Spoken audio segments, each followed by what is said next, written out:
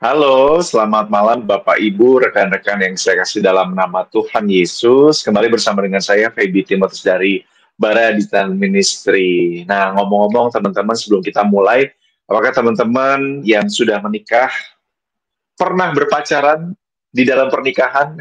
Ini pertanyaan yang cukup aneh begitu ya, tapi ternyata menurut penelitian ada sebuah fakta yang menyebutkan bahwa masa pernikahan juga memerlukan dalam tanda kutip pacaran.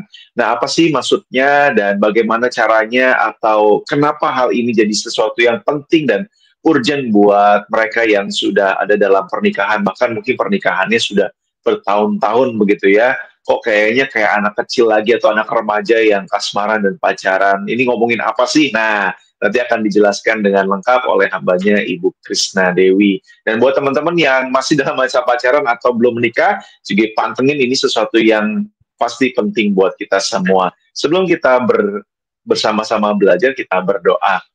Tuhan, kami mohon pimpinanmu yang ajaib daripada Roh Kudus yang pasti membimbing kami, setiap hati kami untuk terbuka menerima pengajaran dari firman Tuhan.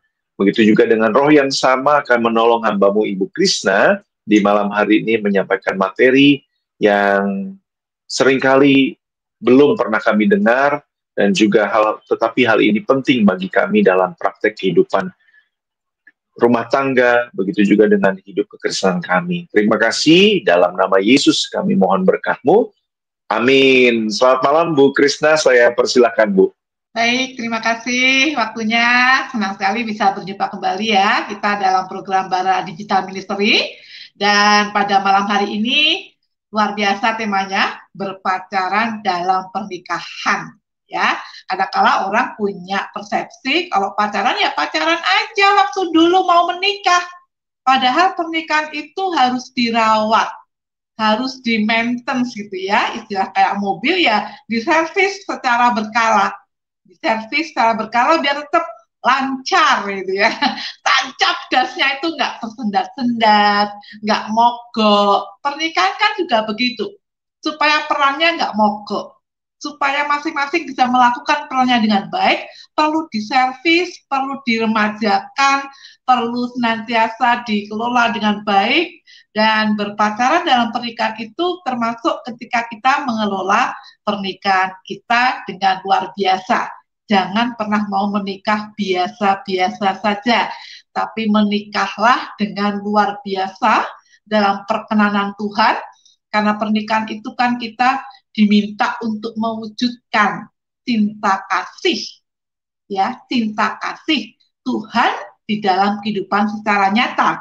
Nah, dulu kalau kita waktu mau menikah kan kita ini sepasang kekasih hati, ya. Kita sepasang kekasih hati yang dalam berpacaran, I love you gitu ya. I love you, you love me. Wah, romantic love-nya begitu kentara, ya. Tetapi setelah sekian tahun lamanya kita menikah, masihkah kita merasakan itu?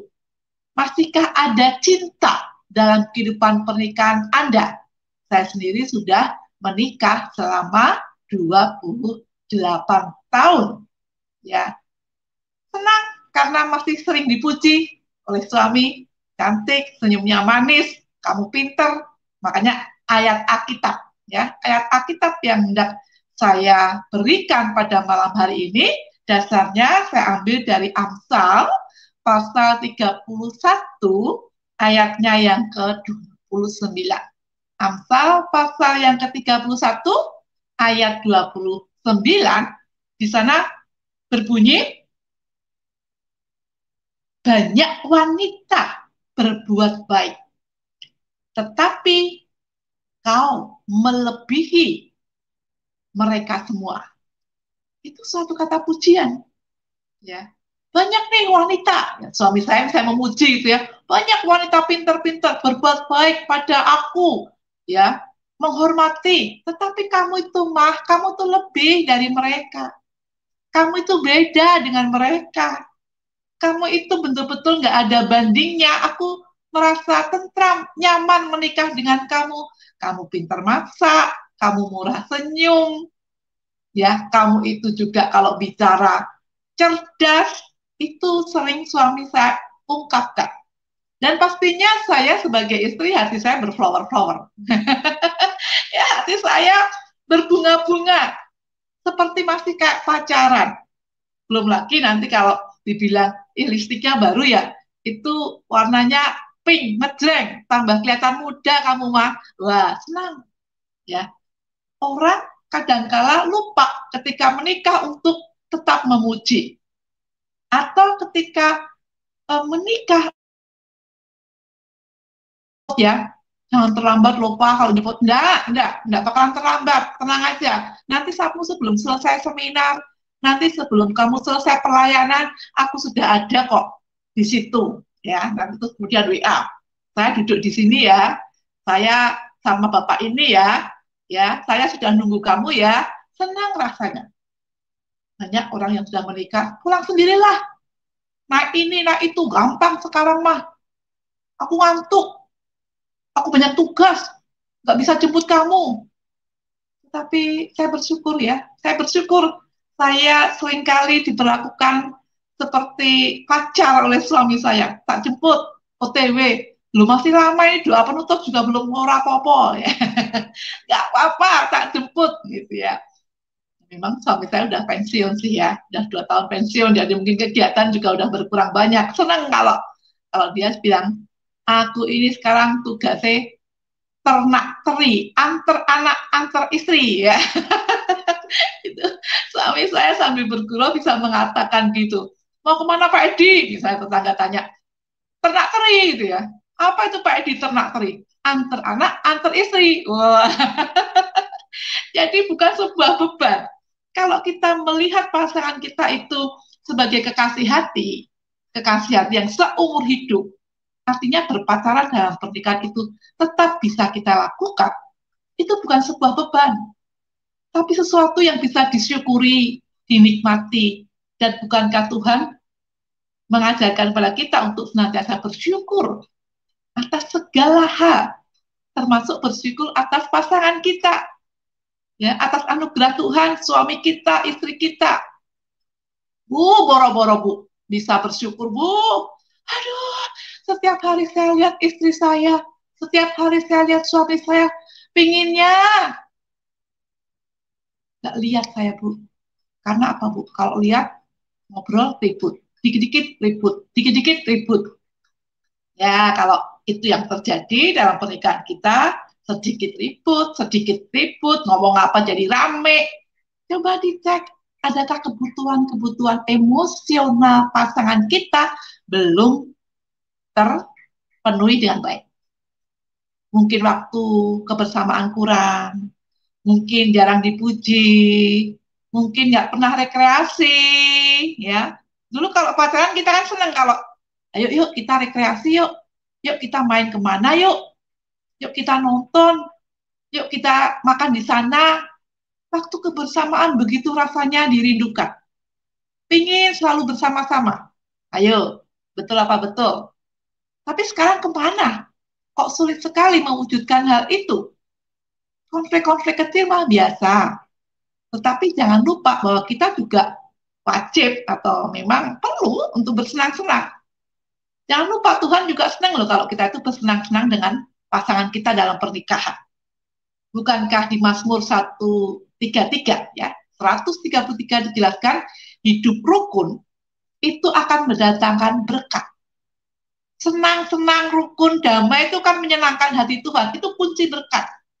Sungguh alangkah baiknya dan indahnya bila saudara semua hidup rukun bersama.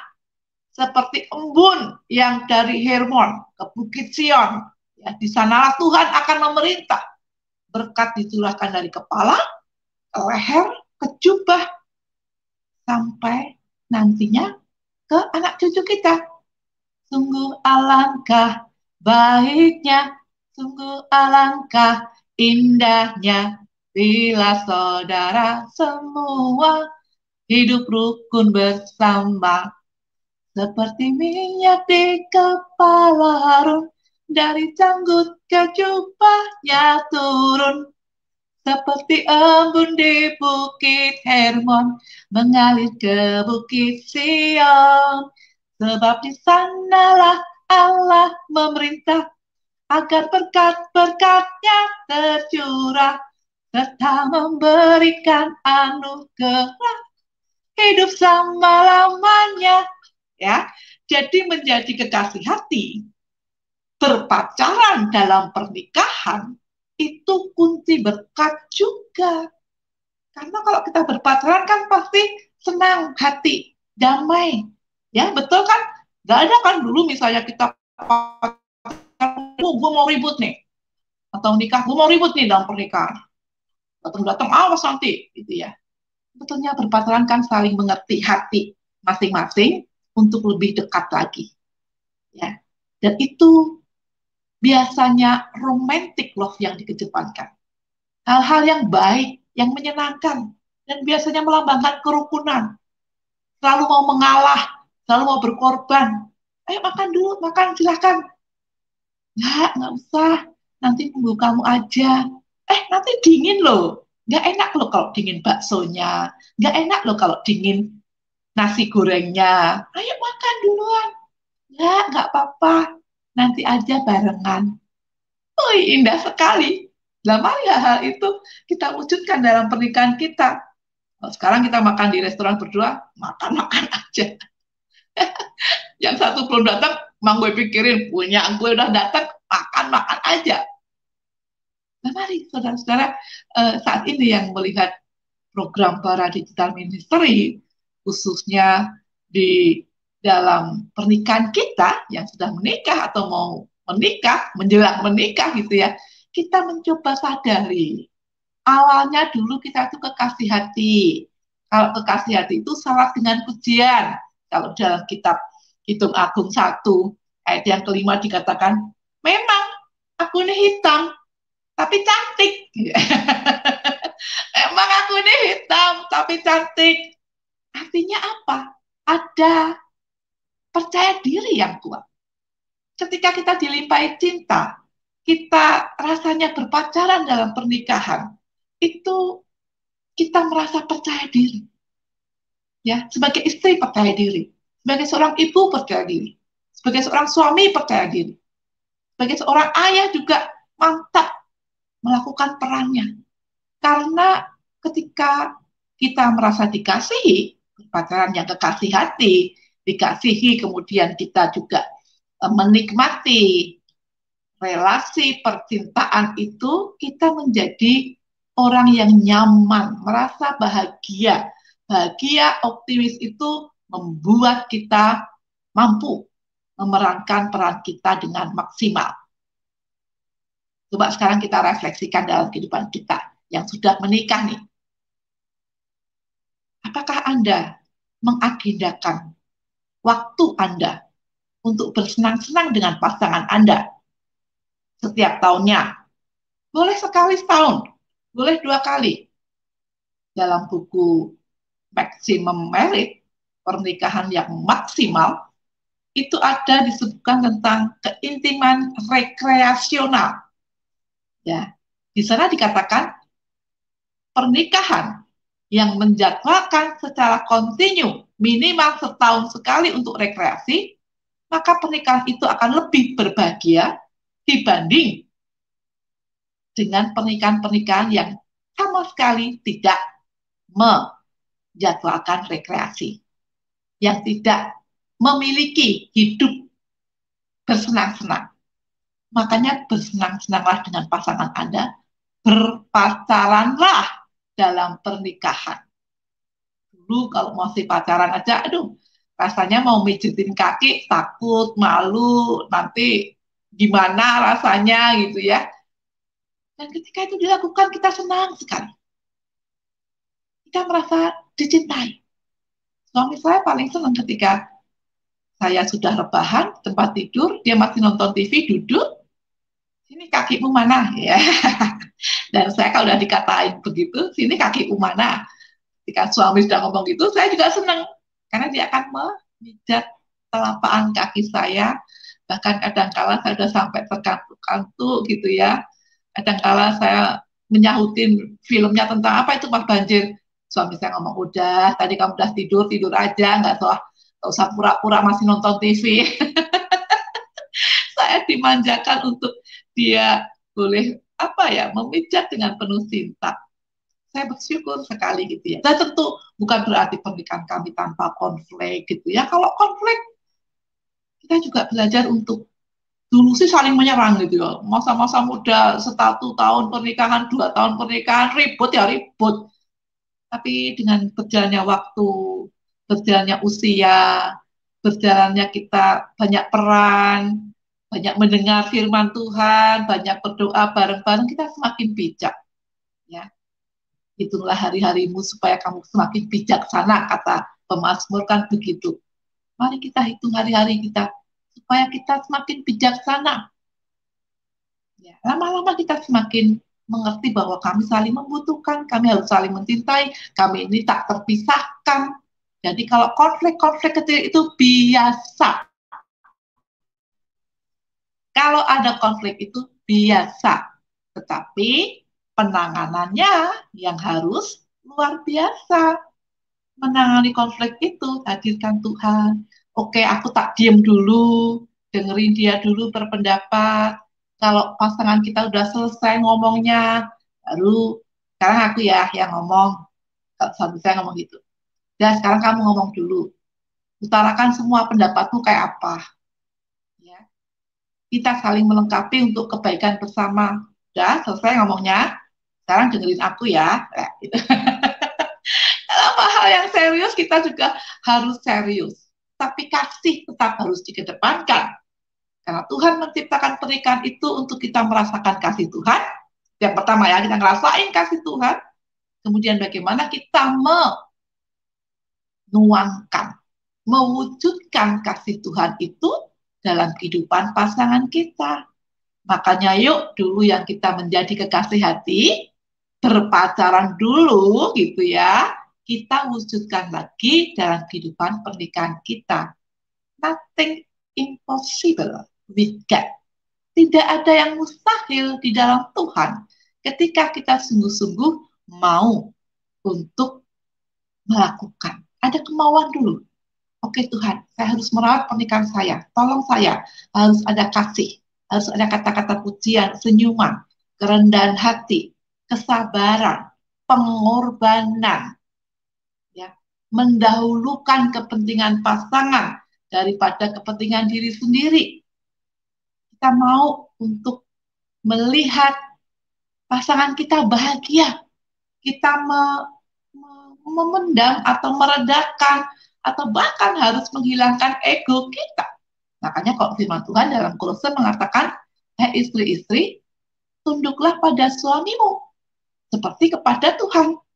Tetapi suami juga harus mengasihi istri seperti Kristus mengasihi jemaatnya. Di atas semuanya itu, kenakanlah kasih yang mempersatukan dan yang menyempurnakan.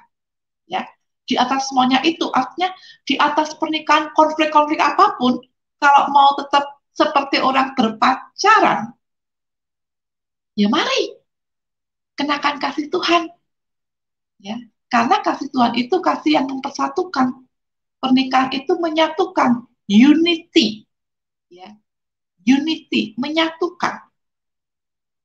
Dan Tuhan sendirilah dengan kasih Kristus itu akan menyempurnakan setiap kekurangan kita. Tuhan akan menyempurnakan setiap kelemahan kita. Asal kita sungguh-sungguh ada kemauan. Maka dengan kekuatan sendiri, mustahil, sulit juga kita untuk mewujudkan pernikahan dalam mewujudkan pacaran dalam pernikahan kita. Tapi bersama Tuhan kita bisa. Karena dia memiliki cinta yang begitu agung, cinta yang begitu luas, panjang gitu kan, kasihnya yang panjang, luas, yang dalamnya tak terselami. Dalamnya tak terselami gitu ya. Itu cinta kasih Tuhan. Kita nggak bisa mengerti kedalamannya, kemahakuasaannya, tetapi yang pasti kasih Tuhan tidak berubah dalam kehidupan kita.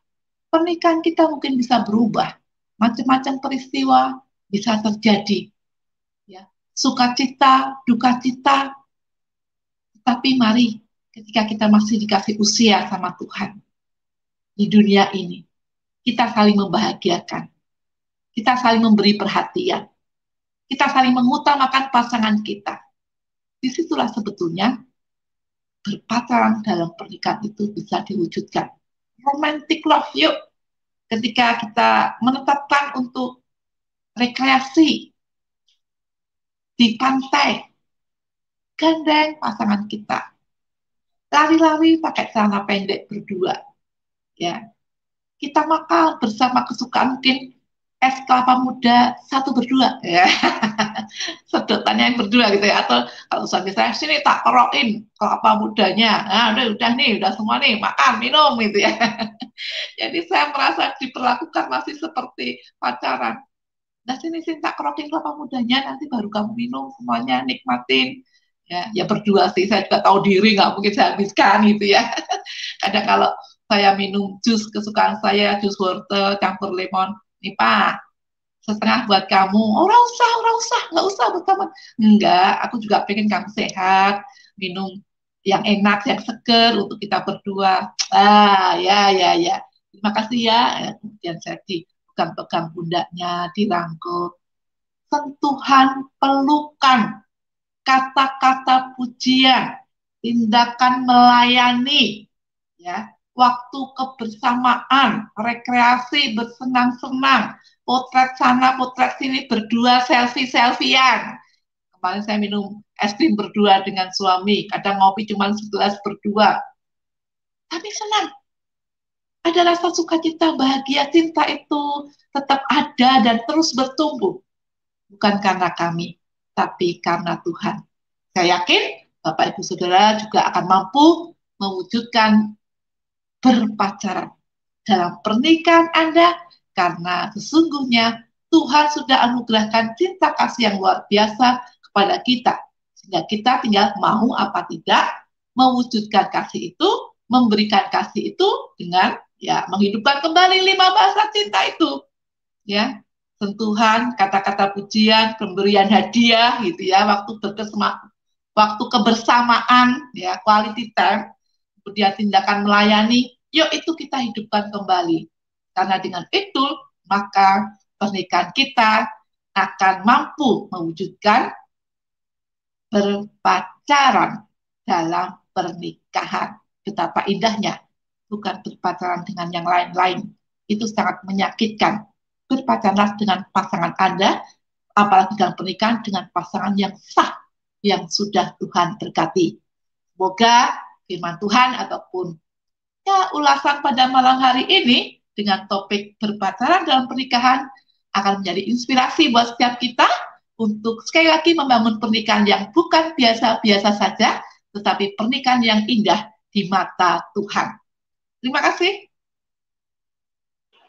Baik, terima kasih Bu Krisna buat paparan ya ini, dan juga bukan saja paparan berkaitan dengan firman Tuhan, tapi juga dalam praktek kehidupan kita yang seringkali dalam tanda kutip mungkin saja, saya mungkin salah begitu ya, dalam budaya timur kita itu ini bukan sesuatu yang biasa begitu Bu, apalagi tidak dibangun dari awal sesuatu yang demikian.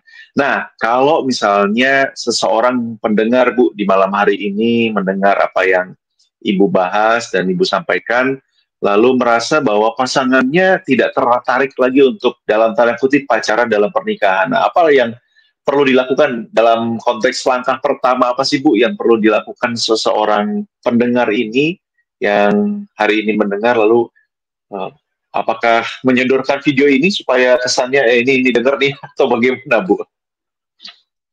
Ya, saya setuju sih, memang tidak semua orang atau kadang budaya juga ada yang, apalagi yang budaya ada yang kaku ya gitu ya, patriarkianisme itu betul-betul gitu ya, harus hormatin suami, cium sana cium sini ngapain, ada sebetulnya hatinya juga pengen, ya siapa sih yang tidak senang dicium, cuman udah tua kurang kerjaan malu dilihat anak gitu ya. Nah, kalau memang pasangannya susah, sementara kita pingin, ya, coba cari waktu yang memang pas santai. Baru diomongin, kadang kala aku tuh pingin, ya kamu tuh cium aku. Clara, kalau usah dicium-cium, kamu ngerti aku tuh cinta sama kamu. Nggak bakalan aku tuh nggak setia gitu ya. Ya tapi namanya aku wanita kan pengen, Pak. Ya nanti di dalam kamar. Kadang-kala kalau dalam kamar kan cuma kita berdua gitu ya. Ya memang cinta untuk kita berdua. Ya, artinya bahwa kita nggak bisa paksain juga. Kalau itu tidak menjadi sebuah apa ya, passion sukacita dari hati, agak susah memang. Jadi kita juga harus menghormati, memahami. Tapi kalau misalnya kita sudah 2, 3 kali kemudian, ya sudah sini, nih mamamu tuh pengennya dicium, pengennya dipeluk, ya aku lebih seneng nih, anak-anak itu kan gak warisan yang indah. Karena mereka akan melanjutkan itu yang dilihat itu di depan mata, ketemu cipika-cipiki, peluk anaknya, peluk suaminya, istrinya. Jangan salah, itu juga warisan yang indah ya, cinta kasih itu. Kadang ada yang aku nggak merasa dicintai, boro-boro dipeluk, papa aku keras. Padahal ketika papanya yang waktu itu sudah saya ceritakan, selalu membanggakan dengan anaknya ini, tapi di adiknya atau di buliknya atau di tantenya gitu ya. Bapakmu itu sangat bangga sama kamu. Mana nggak pernah dicium aku, dapat nilai bagus juga nggak pernah dipuji. Ya, itu anaknya. Tapi begitu diceritain betapa cintanya, jadi anak ini sedih sekali. Kenapa nggak pernah mencium? Lah, ini juga dalam pasangan suami istri, ya. Kalau memang istri minta dan sebetulnya mau mencium, mau memeluk itu kan nggak butuh biaya, nggak butuh waktu banyak. Cuman kadang-kala gengsi. Nah, ini kadang-kala budaya yang gengsi ini dipertahankan. Istri harus tunduk sama suami, ya. Kalau emang suaminya nggak bisa, ya udahlah kita belajar terima. Tetapi kalau bisa, ya itu puji Tuhan, kan begitu. Karena kita juga harus menghormati pasangan masing-masing. Dengan banyak mendengarkan diajak mungkin ya seminar tentang keintiman suami istri, komunikasi suami istri, kemudian misalnya membangun kehangatan dalam pernikahan. Nah, itu pasti ada itu. Mari ikutlah seminar-seminar yang membangun seperti itu supaya kesannya nggak kita sendiri yang pengen, tapi pasangan juga mindsetnya bisa dibuka, akhirnya keinginan bersama untuk lebih mewujudkan cinta kasih yang romantis berpacaran itu bisa terwujud. Begitu. Baik, baik. Terima kasih Bu Krisna buat jawabannya. Jadi ya itu sesuatu yang tidak mudah tapi bisa dibangun begitu ya Bu ya. Memang Ya, karena tadi banyak hal, banyak faktor, tapi memang ternyata ada warisan yang bisa dinyatakan oleh orang tua secara khusus sebagai pasangan kepada anak-anaknya.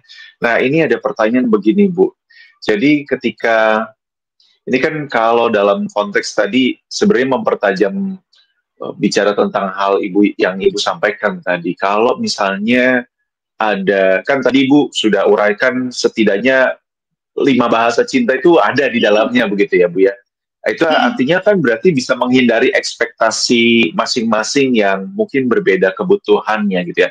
Nah, ketika apa sih nasihat yang terpenting yang bisa Ibu sampaikan kepada kita, para pendengar, kepada pasangan yang merasa hubungannya itu mulai dalam tanda kutip bukan hanya punya keinginan tapi udah renggang gitu Bu, sehingga kayaknya persoalan dan cekcoknya tuh lebih banyak daripada keinginan untuk berpacaran lagi di masa pernikahan karena memang banyak situasi yang kita hadapi. Nah, karena kalau salah-salah kan jawaban yang tadi suaminya ya udah ngapain sih begini, sudah tua dan sebagainya. Jangan-jangan ini sebagai bagian daripada banyak alasan dari pasangan yang akhirnya cari pemenuhan kebutuhan itu kepada di luar atau kepada orang lain, Bu. Bagaimana, Bu?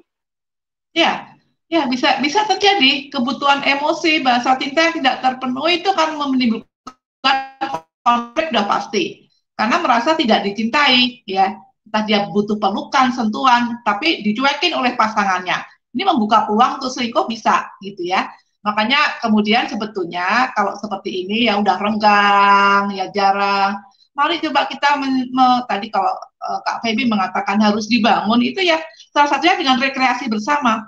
Coba deh kalau rekreasi bersama anak-anak juga akan banyak cerita yang kemudian muncul.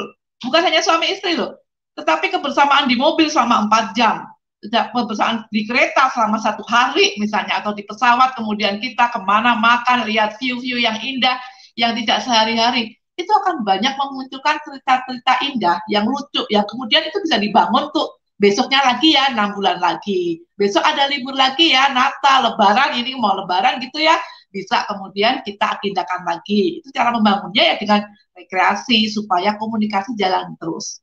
Kalau sudah renggang, itu kan berarti masalahnya di komunikasi. Dan biasanya ada yang tidak terpenuhi kebutuhannya tadi. Adalah nggak usah.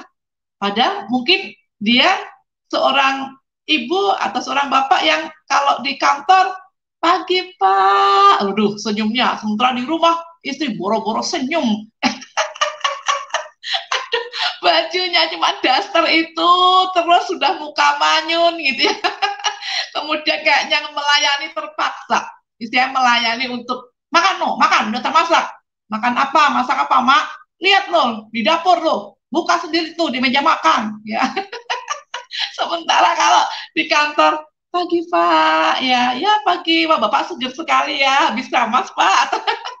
Banyak kan Bapak mau dibikin kopi, kopi atau mau teh, ada snack yang ini, yang gurih sama manis, mau yang mana Pak? Kopinya pakai gula apa tidak? Waduh, banyak servisnya excellent gitu ya. Senyuman, sopan santunnya di rumah kayak gitu. Kebalikannya juga, istri pengen disentuh, digandeng suaminya, dipeluk. Wah, suaminya galaknya minta ampun. Suaminya udah keras kepala, nggak perhatian, nggak pernah senyum, suka maki-maki. Kemudian di kantor, Bu, udah Bapak makan siang belum? Ayo bareng saya, kalau belum makan siang yuk. Traktir, Bu. Ya, semua perselingkuhan tuh awalnya cuma ngajak untuk ditraktir dulu. Ya, awalnya kan di situ biasanya kok bisa jatuh bagaimana Bapak, Ibu, misalnya itu. Ya, waktu itu kami makan siang diajak bersama, ya kemudian diajak kedua, ketiga, sampai diajak macam-macam, ditanyain udah makan belum, ya udah sampai rumah belum, hati-hati ke kantornya, kata-kata pujian, kata-kata perhatian, sementara pasangan kita nggak pernah, wah, dak dikduk, hatinya diomongin gitu oleh orang lain, pasangan yang lain ini ya, bukan pasangan kita, rasanya berflower-flower. Nah, makanya hati-hati. Supaya nggak renggang, yuk bangun kebersamaan melalui rekreasi dulu. Ngobrol-ngobrol santai di sana. Seneng-senenglah bersama, makan enak, mau nyanyi, mau olahraga, mau ke pantai, apapun yang bisa. Kemudian ada komunikasi. Udah ada, lanjutkan lagi. Nggak perlu jauh-jauh, nggak perlu mahal-mahal. Gitu ya. Paling saran saya seperti itu. Yang murah-murah saja, deket-deket.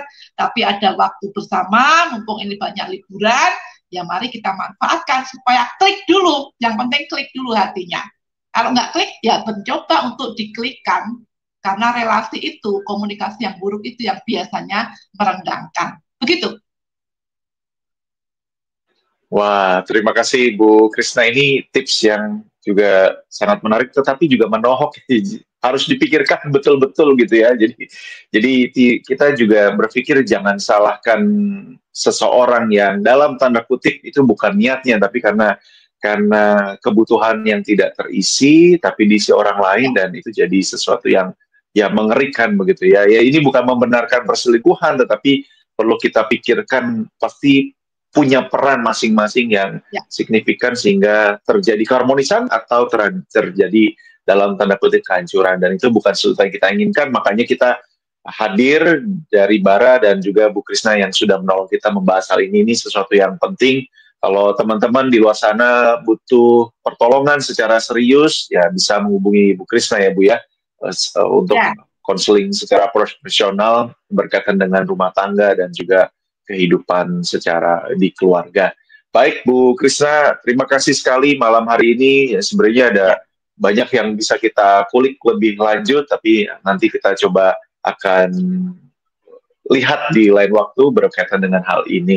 Tapi kalau ada masukan atau ada closing statement dari Bu Krisna, saya persilakan dan juga sekaligus menolong kita untuk dalam doa.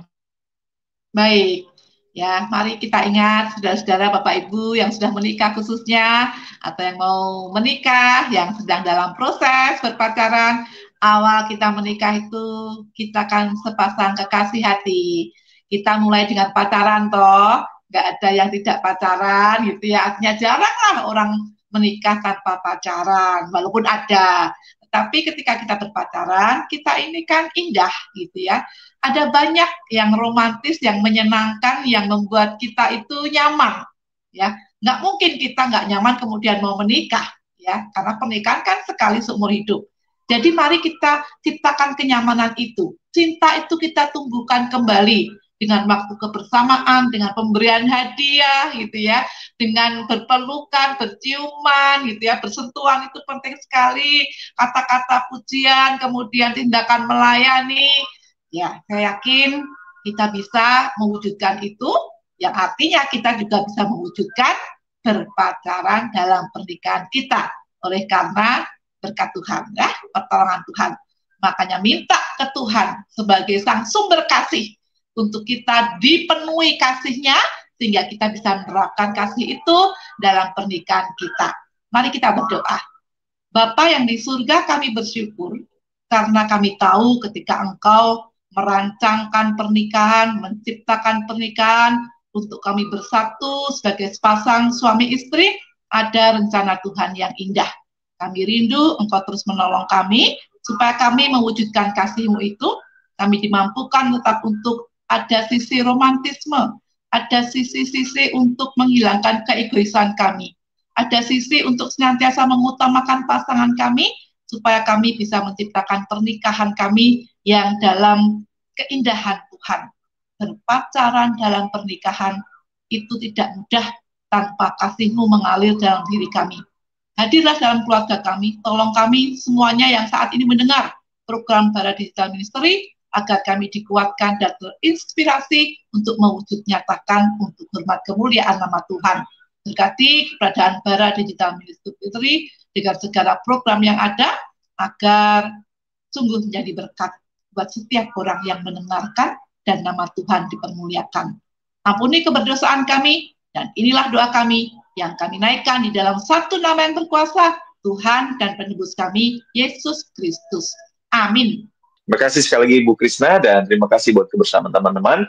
Saya Feby dan juga Bu Krisna serta kerabat yang lain di balik layar, kami undur diri. Tuhan berkati. Amin. Terima kasih Bu. Ya, sama-sama.